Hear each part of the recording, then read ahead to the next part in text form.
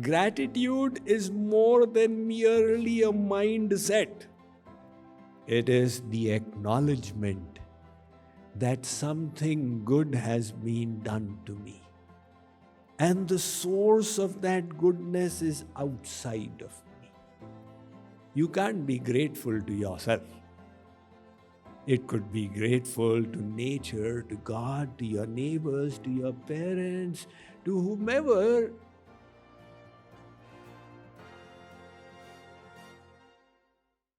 Cultivate the attitude of gratitude. Gratitude is a very fine emotion. The word gratitude comes from the Latin word gratia, which means gift. The acknowledgement that you've received gifts. And the word gratia has another meaning as well. It means pleasing. When you feel grateful, that sentiment makes you joyous. It is so powerful, it has the ability to kick out negativity from your mind. Just remembering your blessings. Martin Seligman, who is considered the father of positive psychology, and in 1998, he became the president of the American Psychology Association. He did this experiment with 47 clinically depressed patients. He weaned them off from drugs and gave them just one assignment. On a daily basis, note down 3 things you are grateful for. And think about them many times in the day. The consequence was, at the end of 3 months, 94% of the patients had pulled themselves out from depression without drugs. Isn't that amazing? So gratitude will make you a healthier person, a happier person, and a more productive person. When you remember you have received graces, you will want to do things for others as well. Gratitude is more than merely a mindset. It is the acknowledgement that something good has been done to me. And the source of that goodness is outside of me. You can't be grateful to yourself. It could be grateful to nature, to God, to your neighbors, to your parents, to whomever, the great sages, the scientists. But something outside of you has bestowed goodness on you. It changes your perspective. Life is good. See, the depressed person has reached these conclusions. Bad things have happened to me, and good things will never happen to me. The universe is unfavorable to me. It is not on my side. Gratitude breaks this chain of thought. When it is so beneficial, why do we not engage more in harboring gratefulness?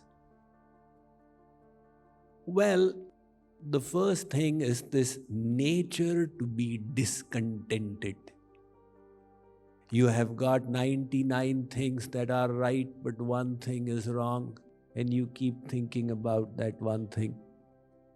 In one school, on a lazy Sunday afternoon, 3 senior school students thought of a prank. They got 3 goats and brought them into the school courtyard and wrote on the backs of the goats in big the number 1 and the number 2 and the number 4 and released the goats within the school compound. So the goats made merry there. In the morning on Monday, when the teachers started filing in, they saw goat droppings in the school. The alarm was raised. Goats have got in. Locate them. By then, the students had also started coming. As a result of the search, one goat was discovered in the teacher's room. One was discovered in the boys' restroom. One in the chemistry laboratory. They gathered the goats and they said, 1 and 2 and 4. Where is the third goat? Now they panicked. The principal said, this is a serious matter. He declared a holiday and sent all the children home until this fourth goat is found. But no matter what they did, the goat was never found because there was no third goat. But we people unwittingly fall for this ourselves. We have got so much and so much and so much. But we keep on thinking about what we don't have. And this creates the attitude of discontentment. Now, no matter what you have, there'll be people who have more. You think about them and become discontented. It's not difficult at all. You have a glass which is 80% full, but it's 20% empty. So you can keep on crying, my glass is 20% empty, or else turn your attention to the 80% that is full. Likewise, people say, Swamiji, destiny is against me, everything is going bad. I say, my God, you are living in the most opulent country of the world. And you've got everything going your way. But the mind is so tricky, it has still found some reason to be unhappy. Isn't it astonishing that in the last 80-90 years, the average income worldwide has multiplied 4.4 times? In the United States, it has doubled after discounting for inflation.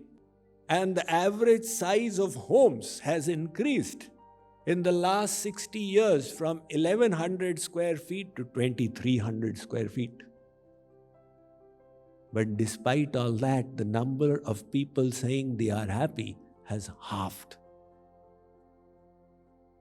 The average person living in America is more prosperous than 99.94 people who ever lived on this planet Earth in the age of Kali. And despite all that, you're still discontented. Isn't it something to think about? Our nature to focus on what we don't have. And if you focus on what you have, you'll find hundreds of reasons to be happy, to feel grateful, the 2 eyes we've received, etc., etc., etc. I am reminded of that khilone wala, the toy seller, who lived in Delhi about 200 years ago.